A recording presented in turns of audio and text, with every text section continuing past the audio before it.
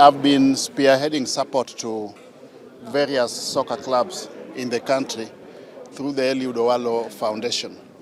You remember some time back we came to Western and we gave support to Kakamega Homeboys and Nzoia Sugar as well.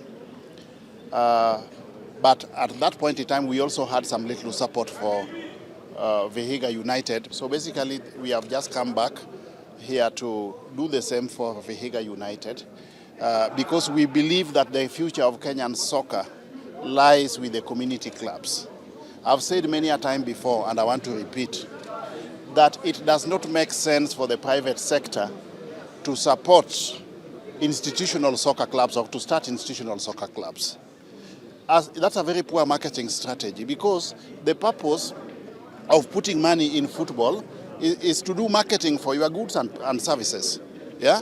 And that means that whichever soccer team you are putting money on should have a fan base.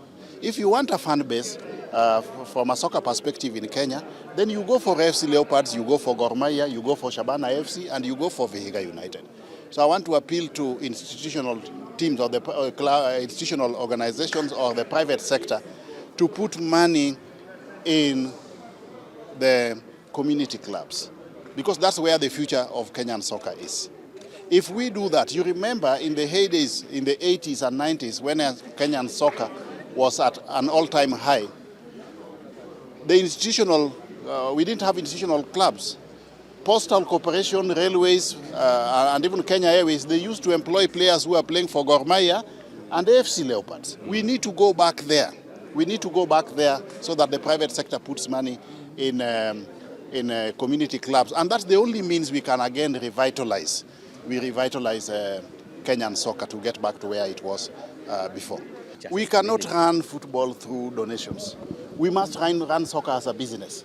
That is why, as a stopgap measure, we are saying we need to get sponsorship for these community clubs.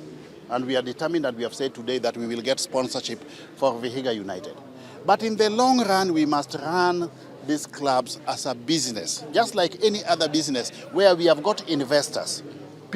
The fans should just be part and parcel of the owners of these clubs for purposes of sustainability. That is what Arsenal has done, that is what Barcelona has done, that is what Man U has done.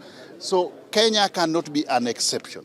We can no longer run football through handouts or donations from willing benefactors. You see, we have had a challenge of land. You had it in there. We are told that land will be readily available, and the government is prioritizing infrastructure, sports infrastructure development as a means of identifying, harnessing, and fully exploiting the potential of our youth.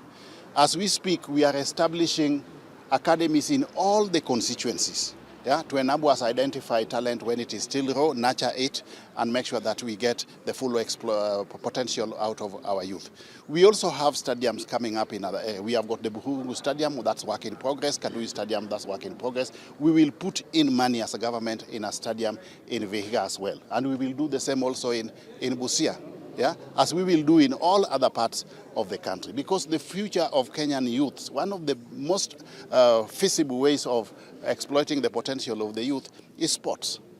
As we do this, we make sure that we support both the boy child and also the girl child.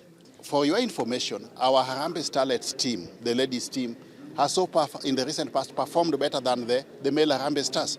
So anytime we are putting money or resources into football or any other sport for that matter, we do it for both boys and girls.